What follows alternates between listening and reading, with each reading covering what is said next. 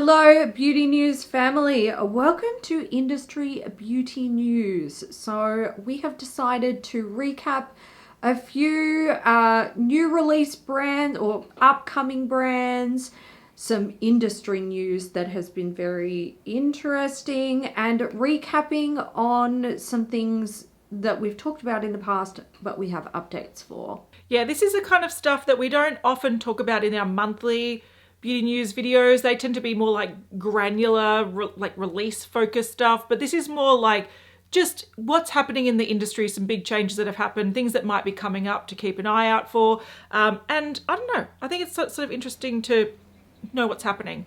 Let's start actually with a big buyout, which happened a couple months ago. Elf Beauty, you're right, like the brand that sells like brushes for $1, they bought Rhode for $1 billion. That is huge. It's huge, That's isn't so it? much money. That's It's so much insane. money. So anyway, I had a look into this, and under Elf Beauty, so Elf Beauty is like the, I suppose, the parent company that started buying other brands. They have Elf, they have Elf Skin, Well People, Keys Soul Care, so that's Alicia Keys' brand, and Naturium. Is that how you spell it? Naturium. Yeah, Naturium. Yeah. Which they bought in 2023. So that's a big sort of skincare brand. Well, not big, but on the rise as well. So now they're going to be adding Rhode to the bundle of brands, which again, they must be doing pretty well if they can afford all these brands. But I think what's interesting is Hailey Bieber will continue her role as founder and will be the chief creative officer and head of innovation. So similar to when Too Faced sold and Jared stayed on for a little while, I predict that she's probably got a contract for like 5 years and then she'll be off doing her own thing. I reckon. But $1 billion richer. Well, she's probably not there, but interesting.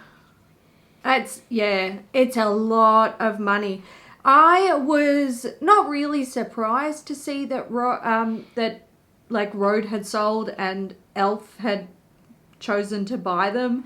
I wouldn't have predicted that it would be Elf who'd buy Rhode, but the price tag, that's what made me go, are you kidding? That is so much money. Is this going to like catapult Elf into some sort of like magical money-making like place? Yeah, probably. Yeah, I think it is. I think it's interesting though, because I'm just wondering how much overlap is there going to be. So essentially when brands sell to bigger companies, they do it because those bigger companies can take their brand further. Now, I thought Rhode was obviously doing well enough by itself because it's worth so much money. But it essentially means like Elf has like supply things all around the world. Obviously, they've been established for a long time, so they can leverage off that to help sort of spread Rhode as a brand. So that's generally the reason why brands sell. But I'm also curious about if Elf is going to start taking some of their sort of innovative formulas and start including them in some of the other brands that's going on. But it's interesting.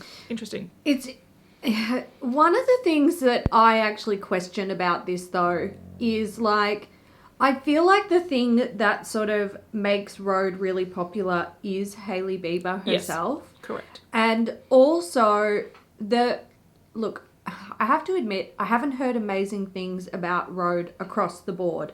Her lip products are always praised. People seem to love them.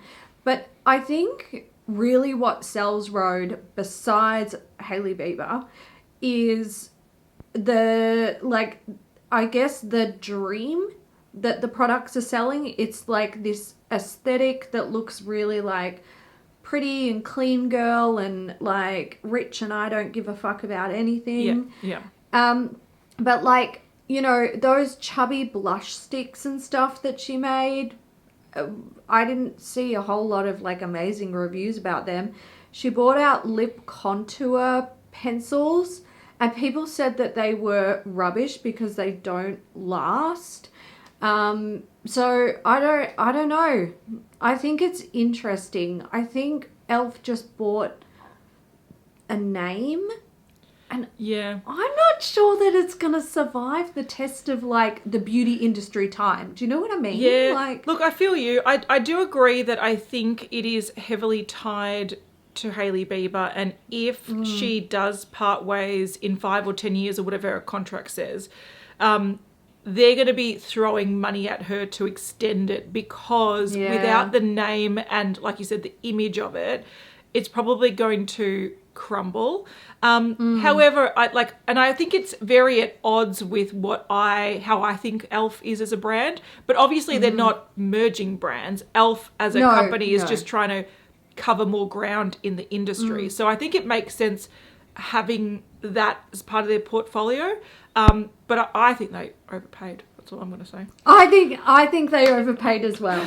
Definitely. Yep. So we're going to look very different, and that is because we came across another story that we knew about, but it happened quite a while ago. So I guess it slipped our minds, but we think that this is pretty important to have a chat about in this video. Emco Beauty, which is probably our most hated brand ever. It's a disease in the beauty industry. It is.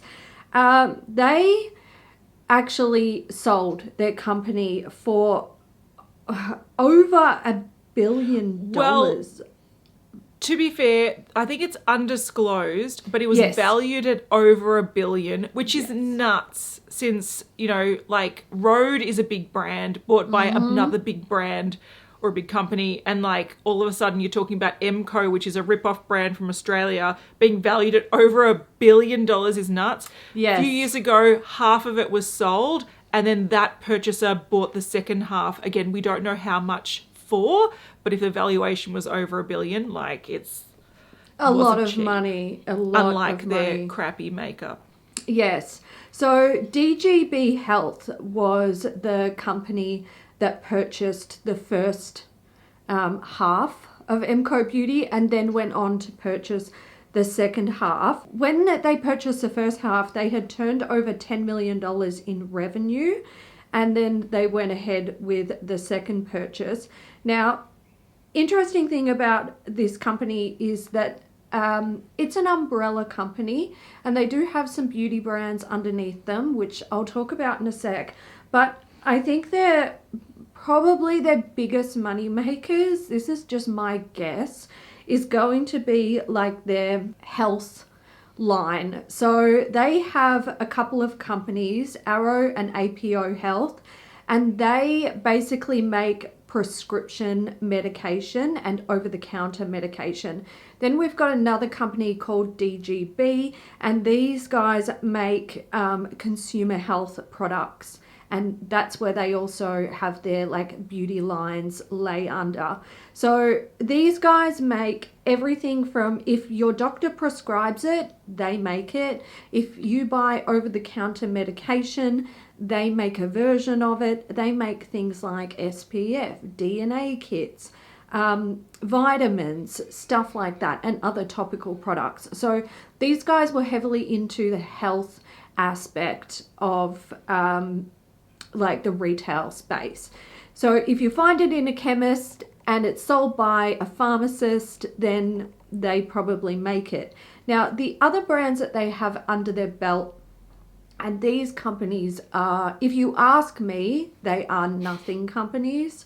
We've got Esme Skin Minerals, Nude by Nature, Pony Cosmetics, and Skin B5. Now, Skin B5, I suppose, has a bit more of a presence, maybe, I don't know. It's acne skincare.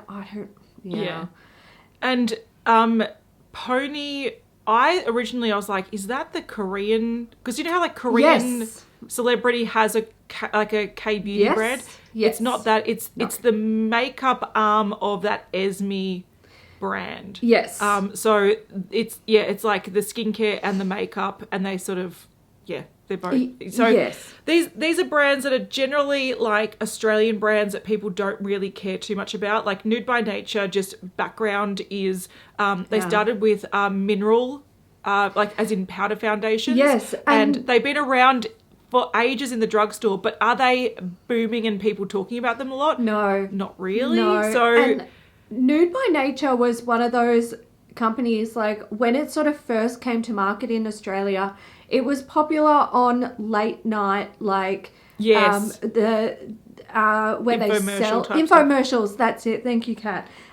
So it's not like it's mineral makeup. I guess they promote it by saying, you know, it's safe and natural and blah blah blah, and they do have some nice products. I don't really want to like shit on the brand, but they're not interesting. Like, Yeah.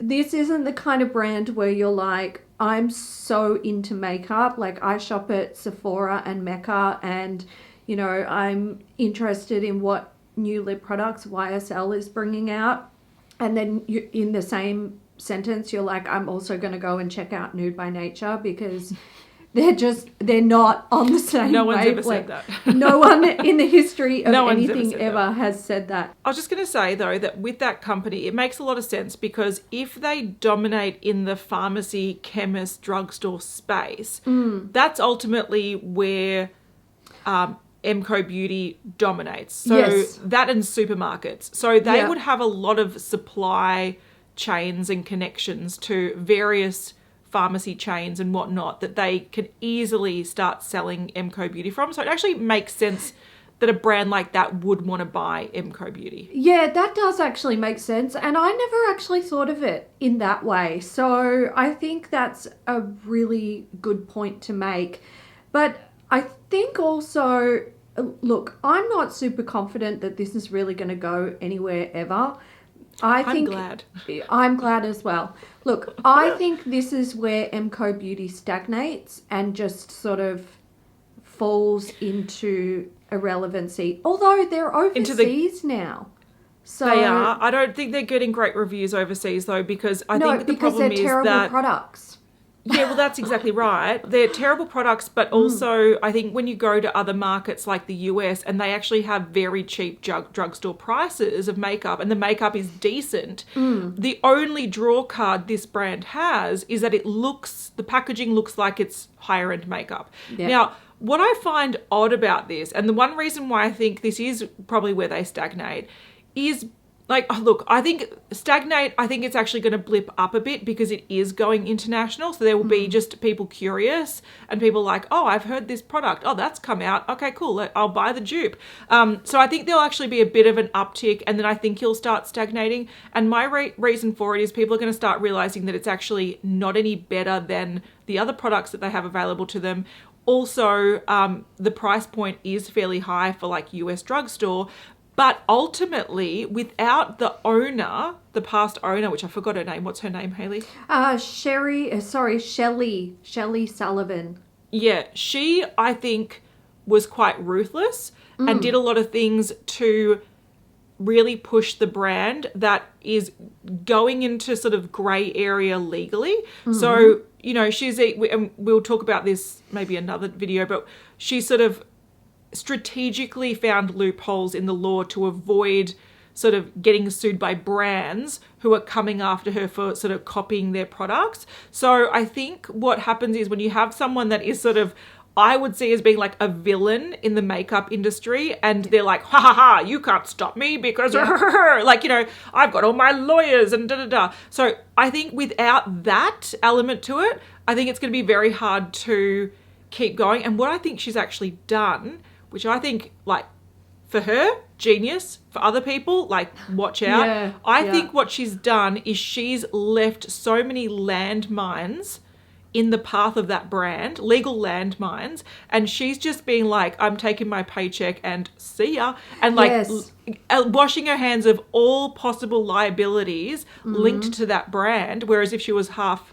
you know, owner of it, she would have to, like, she would be liable for a lot of these issues. Yeah. But if things start coming up and people start going, we're closing those loopholes or we're challenging those loopholes, this brand could crumble at any moment. And I think she's been really, like, she's just like smoke bomb and out she goes, and she's just like, deal with that fucking bushfire, you jerks. And like that's ultimately what I think she's done. Yeah, look, I have to agree with you. I think we definitely know that she was on rocky ground with Emco Beauty because so many brands did sue her. She was like or sue the company. She was cleared of that, which, okay, that's fine. You know, it's legal loopholes. But the reality of it is she's not creating dupe products, or she didn't create dupe products. She was creating knockoffs. So they're items that are designed to look like the original thing that you want, but the formulas are crap. They're just crap. Yeah. They really are. They're not like, the products aren't comparable in any way other than they look kind of similar. Now, Shelley is no longer having anything to do with MCO Beauty now that she's sold it. She's not part of the company. She's not, you know, helping to create new products or anything like that. She's out. She's gone. So it's all up to this new company that have purchased it. Are they going to be able to keep up? I don't think so. I think, to be fair, like, if it was a brand where there was a lot of creativity behind it, I would agree with that. But because it's literally a brand where they say, I reckon they go to their factory that makes the packaging and then their formulators, and they say, can you make something as close to this as possible without getting legally in trouble? Oh, can you make something that the formula looks something similar but is the cheapest we can possibly make? Yeah. So that's a formula that's very easy to replicate. Yeah. Like, once you've got that happening, I don't think it's that hard. I don't think there's actually innovation behind it whatsoever. She can tout until the cows come home that she wanted to bring luxury beauty products to every person, like your everyday person. Mm-hmm. But she hasn't actually done that because she hasn't brought anything luxury. They're cheap products that, I agree with you, they're not dupes because the products aren't the same. They might be both liquid blushes, they might be both lip glosses, whatever, but they don't perform the same way or feel anything similar.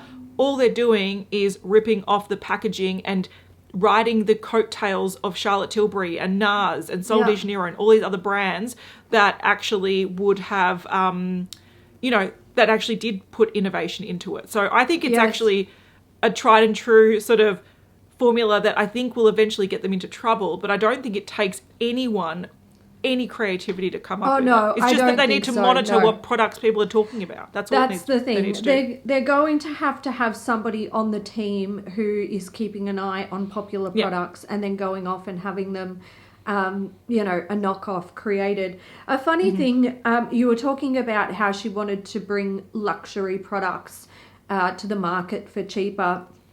In an article that we read, she talked about how she wants to make luxe for less and bring it to the masses. And the quote was, people can't afford $800 foundations. They want Tom Ford quality at a luxe for less price. So I redid the positioning and redid the marketing. The problem is she never bought any $800 knockoff foundations to market. She never bought anything that looked like Tom Ford to market. And that's because she probably knew that realistically she couldn't actually get away with that. When you're talking about these companies that are selling $800 foundations, and they have been doing so for, decades, and they have withstood the test of time within the market, there's a reason for it.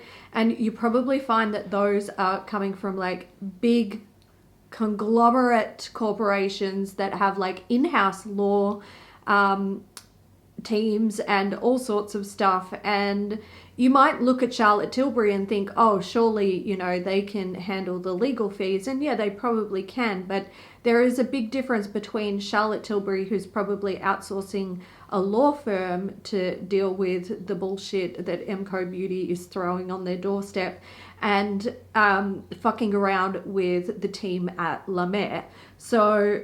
But also, like, it's impossible, because if you're selling, let's say, I don't think there's many $800 foundations on the market. No, there's really not. But if there were, they would be that expensive because they've got skincare ingredients that are very expensive, and a lot of sort of science has gone behind them. So you can't pare that back to a cheaper price anyway. But I think what Shelley has done is she's taken that mentality of I want luxe for less, and she's used it in marketing. Has she delivered on it? In my opinion, absolutely not. but Yeah. she's delivered the look of it, The which look is of what it, a lot of yeah. people who don't actually know much about makeup, that's enough for them. Oh, Yeah. it's half price at Woolies while I'm buying my, like, you know, whatever, sausages Milk and eggs, yeah. milk and eggs and whatever. Yeah. Okay, cool. I'll chuck it in the cart, and that's what she's relying on. So it's Yeah. not so much like it's impossible to replicate a really Yeah. expensive foundation in a cheap. Otherwise, everyone would be doing it. Let's be real. Yeah, Because that is everyone wants very true. amazing formulas at a cheap price because that's how people will sell a lot of stuff. But Yeah. that's not what they did. Anyway, so in conclusion, they've sold. We'll Yeah. keep an eye on what's happening with them, but Yeah. we wanted to include that in this episode because it happened back in Feb, and Yeah. it's important, we think. It is. I think it's... And we needed to vent. Absolutely. We don't like this brand. I hate them because they just create knockoffs. It's Yes. not like, none of it is like innovation or anything interesting. It's just bullshit knockoff products. It's kind of embarrassing. It's no different from going to like some market or going to Bali and finding Yeah. those really cheap That's fakes right. on the That's side of the right. road. Like, And, you it's know- the same thing. I would probably prefer to go to Bali and support somebody who has a little, like, you know, street stall selling knockoff beauty products, because at least I know that they're going to go home and feed their family, and Yeah, I'm not but just then you're lining gonna get Shelley's an eye fucking... infection. Yeah, exactly. That's true. I'm not saying buy makeup in Bali, like, you know, or don't buy knockoff makeup in Bali. But yeah, I know whose pocket I would Yeah. prefer to line at the end of the day. All right, next up, we got to talk about Pat McGrath. Her brand is dying. It's but not dying, but we're talking about something else she's doing. Yeah, I just needed to throw in some sass there. She is going to head the new Louis Vuitton beauty brand, which is pretty interesting. Now, does Louis Vuitton have any beauty products at all? No, they don't. I thought they did. No, I thought they did as well. I looked it Interesting. up. They don't. I think the closest they had was like a long time ago. Like, I think it said like 1930s or something. They had like compact mirrors and like brushes and stuff. Makes so sense. what they're doing is they're just jumping on the like hyper luxe train of the really expensive designer brands bringing out a makeup brand. So like Hermes has it and all that kind of stuff. So they're doing their own version. So they're obviously expecting big things, which makes sense because they're a big brand. But they have hired Pat McGrath to be the creative director of cosmetics. So I don't know if she's going to be like just approving things, formulating things, whatever. Who cares? Like, whatever. They've got Pat McGrath as the name on board. We don't really know what they're going to create, but there are predictions based on some of the luggage and the sort of makeup luggage that Louis Vuitton have made before, where essentially they're thinking, like the prediction is that they're going to be making sort of refillable lipsticks and like beautiful compacts and containers with like the branding on it that will fit into possibly like a makeup little travel trunk that you can then sort of like refill. Like, that sounds like it makes sense. It's just a prediction, but it sort of fits in with some of the luggage they've created in the past. So yeah, we've got a new ultra luxe brand on board. Pat McGrath is on board as well, so they're throwing a lot of money at it. And I'm just curious about what this means for Pat McGrath's brand. Like, is this why they've done a lot of cop-outs recently and just re-released things? She's busy elsewhere? I'm concerned about this as well. Look, coming from a perspective of seeing what Pat McGrath has been releasing recently with her own brand, like, I would not choose her. Because I feel like as a consumer looking in at what's going on with Pat McGrath Labs, there's nothing like exciting there, you know, like we're getting re-releases of old palettes and it's boring. It's so incredibly boring and overpriced. However, like Kat mentioned, she's probably busy. She's probably busy with this. So, you know, if she's putting all of her creative effort into that, then it could be really, really interesting. I do like the idea of like, you know, Louis Vuitton, they're known for their suitcases. That's kind of where they started back in the day. And I do like the idea of like a suitcase that you open up and it has all like individual spots for your makeup items and stuff like that. Your incredibly expensive Louis Vuitton makeup items. I think it's really cool. I don't think many people are going to realistically be able to afford it. They also mention, like in the article, it says, I quote, "To be frank, the beauty world could even benefit from some truly innovative, ultra luxurious beauty brushes."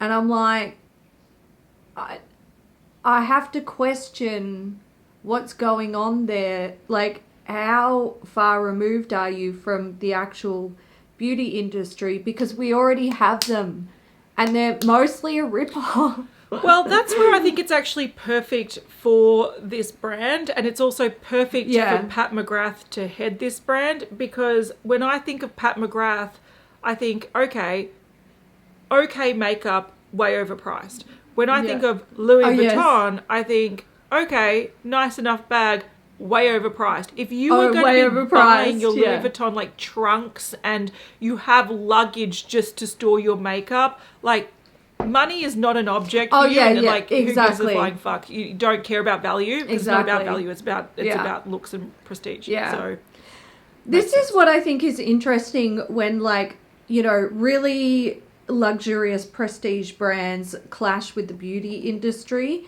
because beauty is universal. You know, like it's kind of, if you're into beauty products, you can range from, you know, somebody who is living with potentially like a lower class paycheck up to the, like, money is no object. You've got billions of dollars in your bank account. And then when you've got these like super luxurious brands creating beauty products at these really high prices, I feel like you are quite limited to who your like demographic is, you know. The markup is so great that you can have one person buy a whole trunk with a whole thing of makeup, and that would be the equivalent of like the profit that Elf will make in a month. So, like, not quite, but you understand what I mean. Like, there is a there's a population for it, and it's not us. It's the 1%. Yeah, it's not us. I wouldn't buy this. Fuck no. I would look over this and like critique it. But I like, even if I had the money, even if I was like, I want to go and buy a Louis Vuitton trunk because I won the lotto and we're going to Paris and I want to be fancy as fuck, I still would not buy something like this. Absolutely not. It's too much. Ridiculous. It's ridiculous. Yeah. Let's get on to like celebrity brands, because there's a few that is either launching or have launched or whatever. There's a few new brand kind of things. Yeah. I want to start with Lindsay Lohan, because she's made a big comeback in the last few years. Let's just think of her DJing on the beach and being really sloppy. Let's just think of those times to where she is now. She's got a kid. She's had something that looks amazing done. And she's had some of her like rom-com. I love watching those movies. Like, I love watching those movies. I sit down with my friend Simon and we have a wine and we watch our Lilo movies. Like, it's great. So apparently she's working on a beauty brand. So we don't know anything about the brand, to be honest. Which is why I didn't make it to beauty news, because we don't have any information. Yes. This is, like, we don't even know a name. We don't know when it's scheduled to arrive. Nothing. All we can do is give you a little bit of information from the article that we found. And we will link these articles below too if you want to read the whole thing. So some quotes from the article are that it's taking a long time because I'm very specific, because I'm crazy about my skin and health.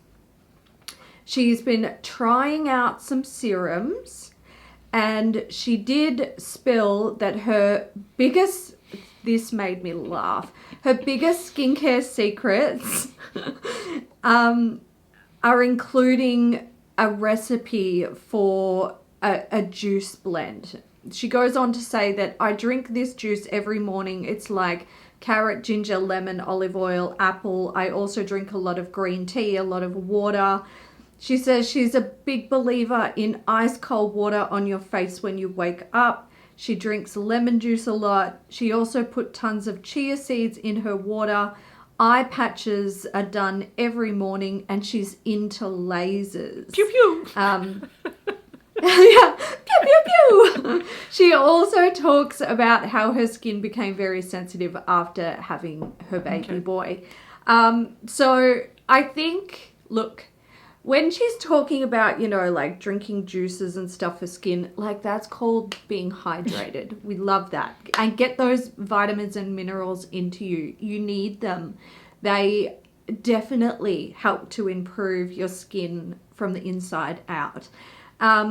But also when she's talking about like, you know, I'm really specific about my skincare and I'm into lasers, it's like, come on, Lindsay, just be honest. We all like lasers. We all like injectables.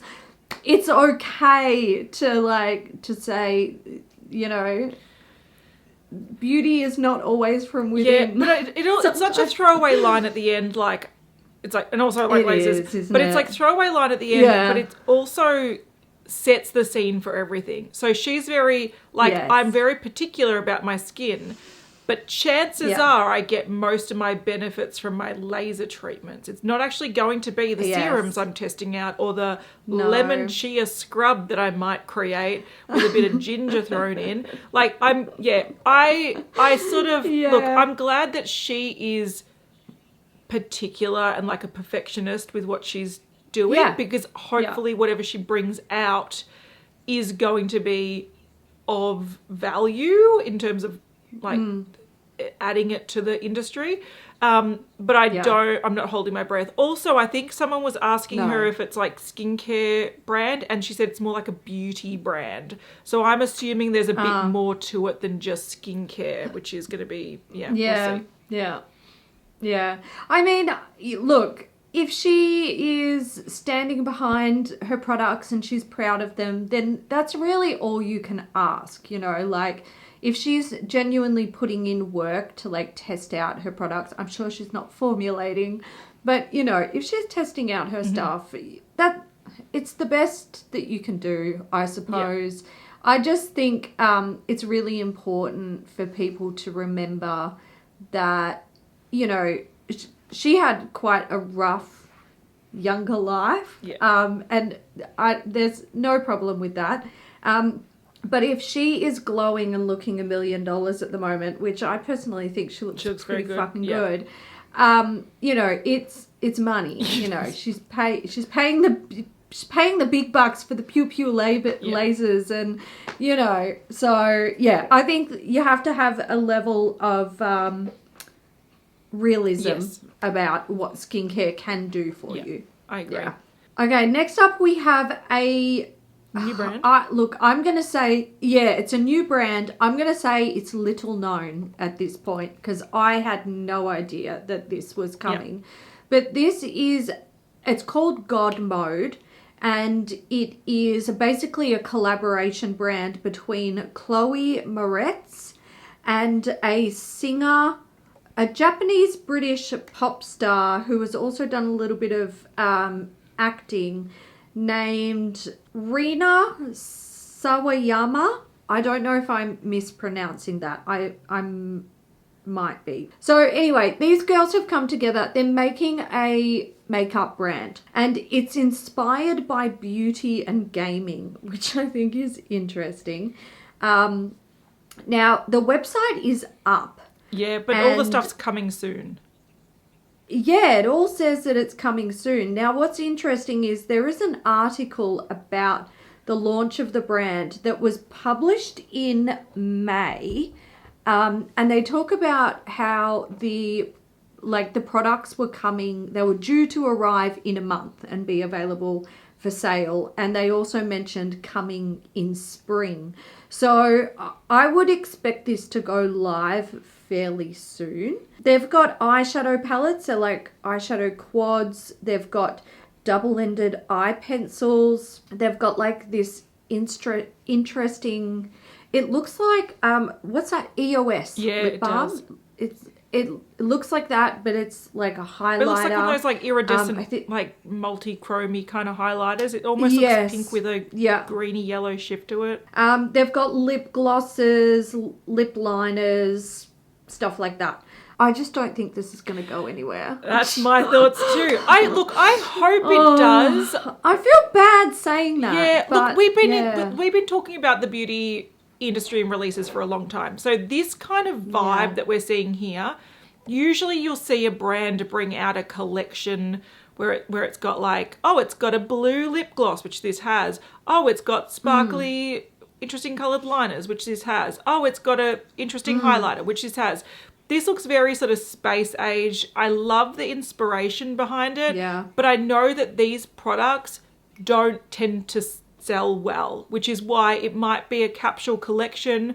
It might be a brand being like, Y2K, like, you know, that kind of thing. And then they move on and it goes discount.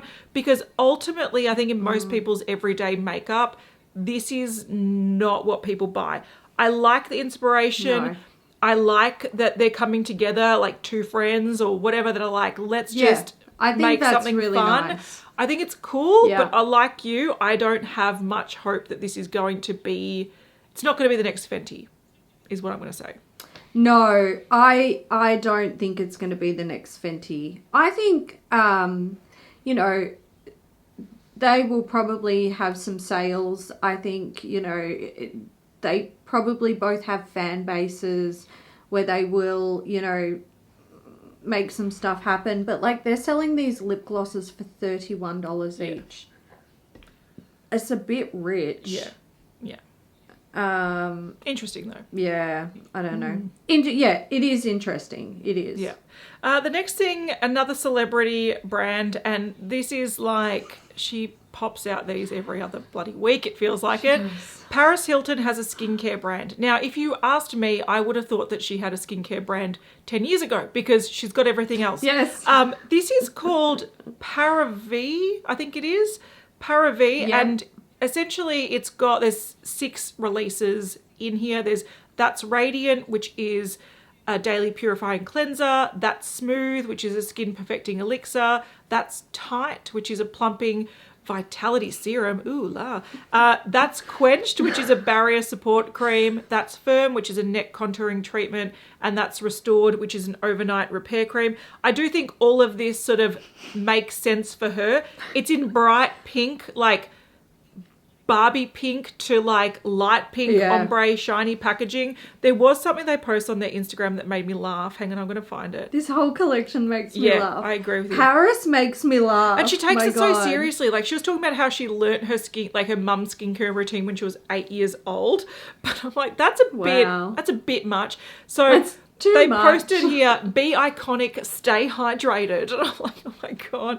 It is very cringe. Like she probably, it's just, to me, like this could have really cool formulas, but to me it just seems really cringe. And I'm sure there's going to be rich people in like, I don't know, wherever she lives that are going to buy it and they're going to be like, my neighbor has this and it's amazing. But like, to me, this is just like, unless the results are crazy, this just to me just seems like way cringe. But this is also how I feel potentially Lindsay Lohan's brand's going to be. Like, I think you might put a lot of money and it might actually be good products.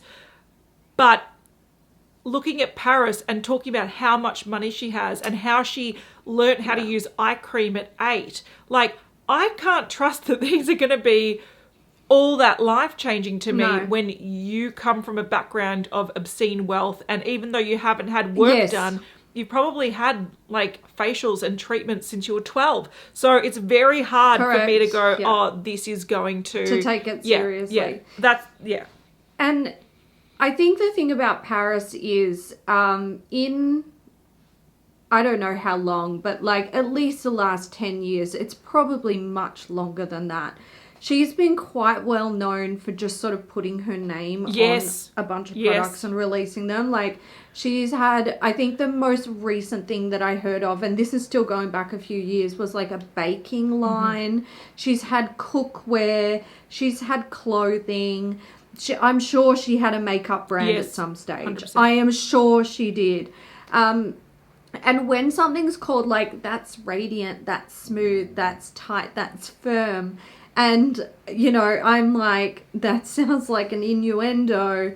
And I can literally hear those words like coming out of her I don't mouth like it. after watching. Yeah, like, I just, look, I wouldn't spend money on this.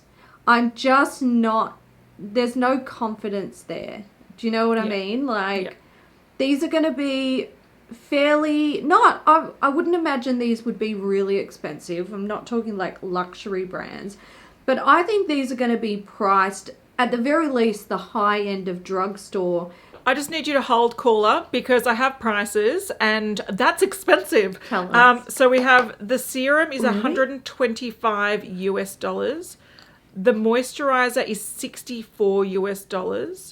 Hang on, I've got to. Nah. Yeah, it's expensive. Nah, you lost me. The overnight repair cream is $85. The contouring neck treatment is $72. So yeah, they're not. It's not cheap. But also, I do want to flag, which one thing is interesting, because I watched a little interview with her about this. So I agree with you. She's known for putting her name on stuff. Apparently, this is her first brand where she's a majority shareholder. Interesting. So she's put money behind this, which great, good on her. Yeah. But it also okay. shows that potentially, and this is my impression of Paris's brands, they come out and they flop and they disappear. Yeah. And it might be because she didn't actually have much outlay and wasn't actually exposed all that much from the negative effects of a failing brand. It's interesting because, like, back in the day, she had a show with Nicole Richie. I'm trying to remember the name. It was like The Simple Life. The Simple Life. That's it. I think, like, anything that they released back when The Simple Life was on, I think would have done quite well. I love that show. That was in those the early girls were- 2000s. Let's just say that was know. over 20 years ago. So That was like, over yeah. Like, it's, you know, those days are done. But I loved that show. I didn't have money to spend back then, so I wouldn't have bought anything. And none of it would have been accessible in Australia anyway. It all would have been very US-centric stuff. But now, like, what is she doing that makes her a global name and, like, I guess popular enough to put her name on stuff to sell it? Or is this just like the makeup industry's version of, let's make a Lilo and Stitch collaboration, let's make a, you know, Smurfs collaboration, let's touch on nostalgia? Is this like the celebrity version of potentially, nostalgia? but I don't think she would admit to that because I think she still thinks she's relevant. And she might still be relevant in, like, America, her bubble, like in Hollywood or whatever it is. Maybe she is very relevant, but we're in Australia and she's no longer relevant. And she was. No, she that's was. true. So she was. Yeah, this might just be that she actually has a very dedicated fan base that has followed her along. Or maybe she's like the socialite that had, like, you know, the sort of, maybe like the multi-level marketing kind of, not quite that, but, you know, like, I've got a lot of friends that will buy a lot of stuff, so I'm going to hold these parties. Like, who knows? It's obviously working to some degree, or it's just that these are tax deductions with her, like, Hilton fortune. Yeah. I don't know, Actually, but she's obviously making a lot of money. Well, has a lot of money. I don't know if she's making a lot of money. She has a lot of money, and she's like, I don't know. Not relevant to me. That's all I'm going to say. No, I don't. Look, this is another one where I'm just like, where will this go? Yeah. It's I feel like when you said those price tags, the names of the products, the visuals of the products, and the price tags do not. It's not like 1 + 1 = Windows for me. No. I don't. Yes, it feels a little bit cringy and too expensive. 1,000%, which is defines Paris in that Yes. in the dictionary. Yeah. Too expensive and cringy. Yeah. Let's do a little bit of an update on something that we did have And a recap. chat about. We did. Yeah, a recap. We did an individual video on this one. This is about POV beauty. I mean, POV beauty. I'm so sorry that you don't like us calling it POV beauty. But, like, let's face it, that if you're going to call it POV beauty, shouldn't you have, like, P.O. So that's the thing that's confusing, though, is that they're called point of view beauty. Point of view. And the thing that's odd is that you search it, it doesn't rank in Google. They haven't done the work to, like, get it ranking in Google. So you can write POV beauty. The Canadian one ranks higher in POV beauty. Yeah, I know. But they do have some things that have the dots and other ones that don't. So anyway, it's point of view beauty, also known as POV, known to us as POV beauty. POV beauty. And who's the creator again? I keep forgetting her name. Oh, Michaela Noguera. Yeah. So big Yeah. TikToker in the beauty industry, Huge. released her own brand. Yes. We talked about this in depth. There was some drama that did she steal the name, did she not, whatever. But essentially she brought out her range of sort of makeup prep products, which, to be fair, I feel like that is an area that we're seeing a lot of brands bring products out in that area at the moment. So I think it's going to be a bit of a trend. But essentially she carved out a space between skincare and makeup and created a whole line of skin prep products where she's saying this is what's going to make, like, your makeup look the best. That is getting fairly decent reviews from what I've heard. It was formulated in Korea, so it's like K-beauty sort of vibes.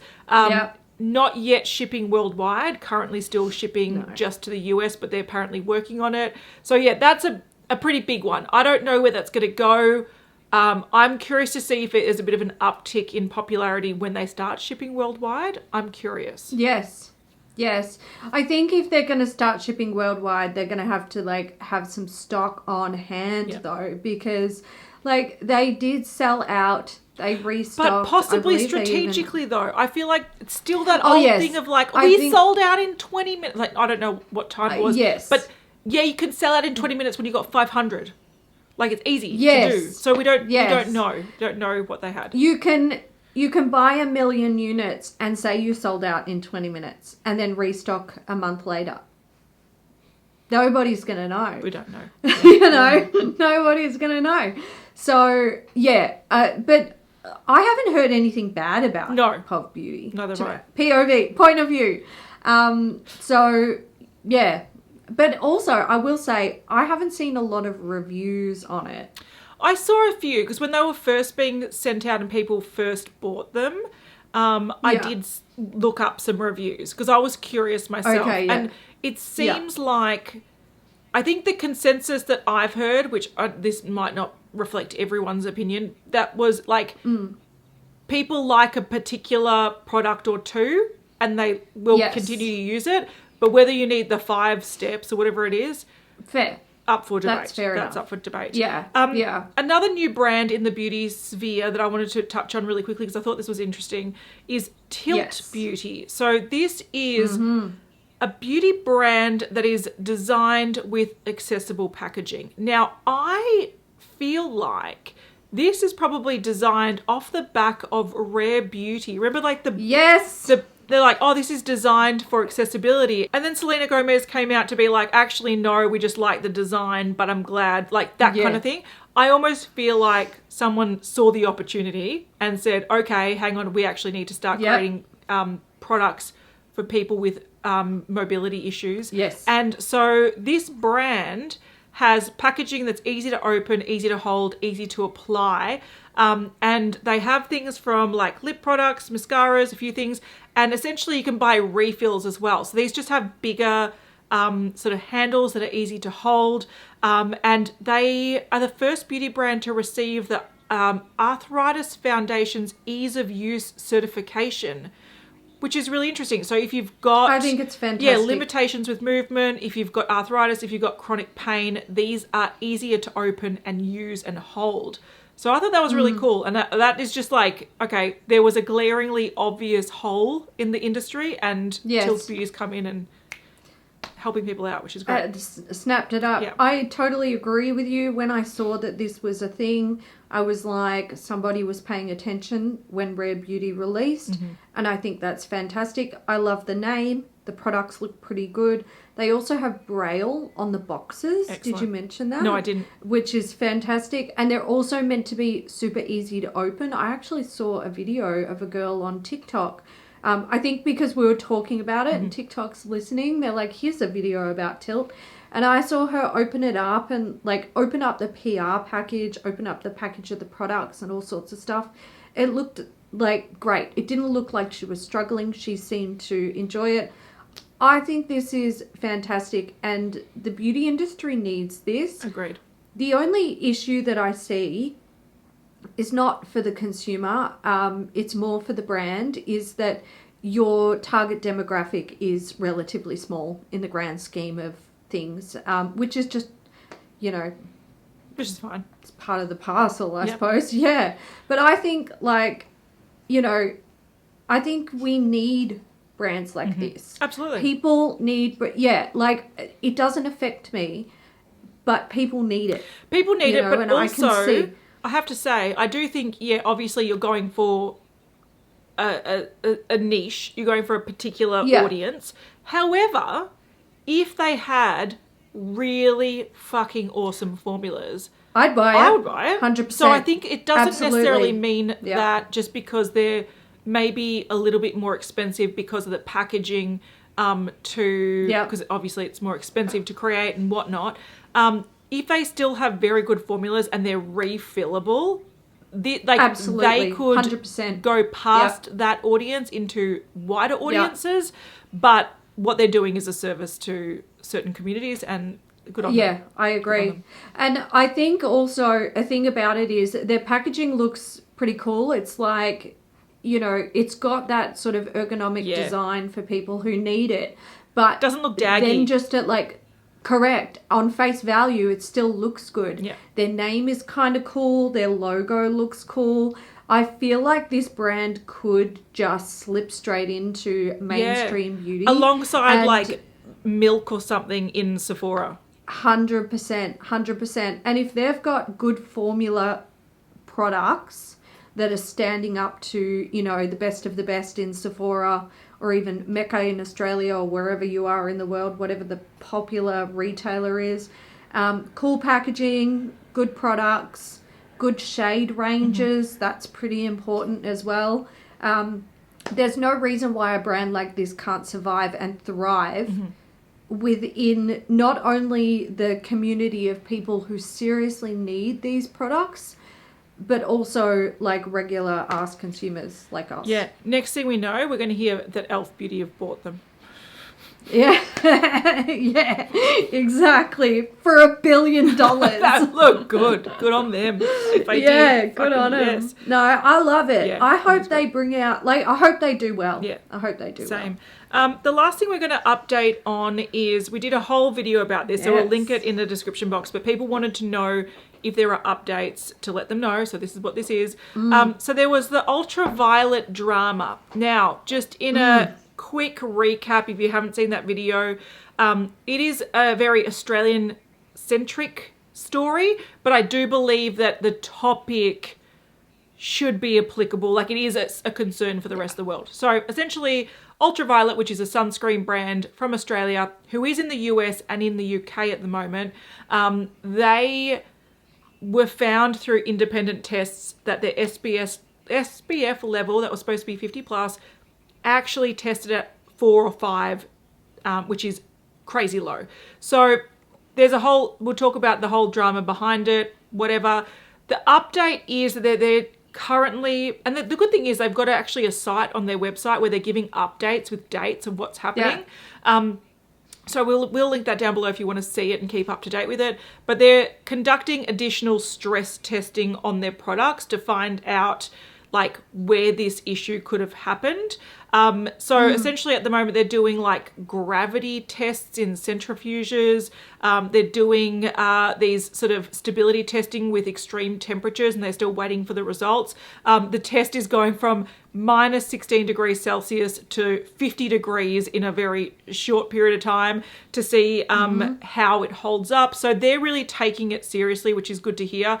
Now, after that story, and I don't know if you feel this way as well, Hailey, but I feel like a lot of professionals are coming out to sort of question Choice's testing methods.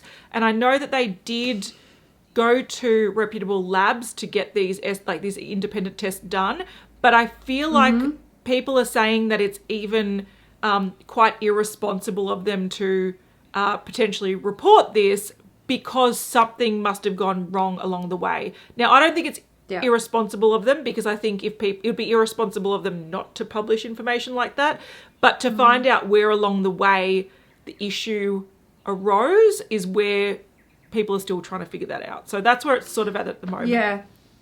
So it's funny that you mentioned that, because I very recently saw another TikTok about somebody who was a part of, they didn't mention if they were a part of the ultraviolet formulation team, formula creating team, but they mentioned that they had worked on 2 of the sunscreens that failed in the test. They didn't mention which ones. And they were talking about how they felt that Choice, they felt that something went wrong somewhere because some of the results were really skewed. And in that particular situation, they were talking about the ultraviolet sunscreen. So I think it is interesting. Honestly, with all of the information that's come out, I feel like we are no clearer on what's going on than we were on day one. Yeah. Choice is standing by their testing. Ultraviolet is standing by their testing. The TGA has said that they're, doing their testing or investigating. They never mention testing, I don't think.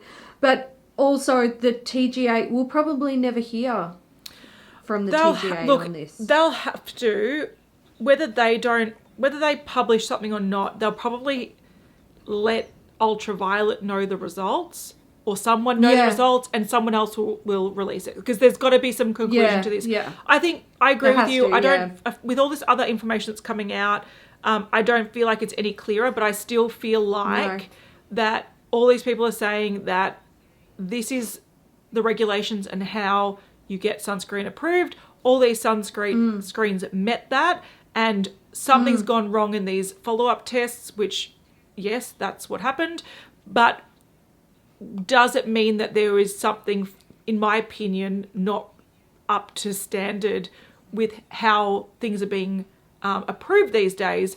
I still feel like that sort of grey area of where the problem went wrong should be something that should be addressed in the regulation process. Because if you can pass these sunscreens and go, they meet these requirements, but then something can happen to tamper with them and make them, the majority of them, fail, I don't think that's holding up as strongly as it should, is my opinion. So I still, I fully agree with you.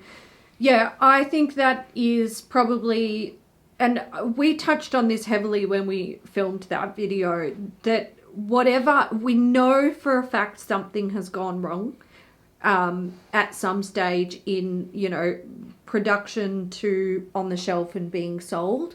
Where it's gone wrong, we don't know, but it has to be addressed. Yep. Somebody has to work it out to work out what went wrong, because you can't, people buy sunscreen to feel safe and protected. So, agreed.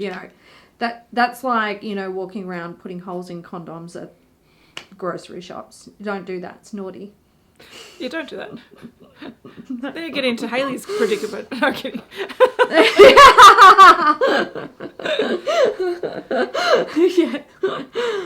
All right, guys. So that is it for our little half-yearly recap.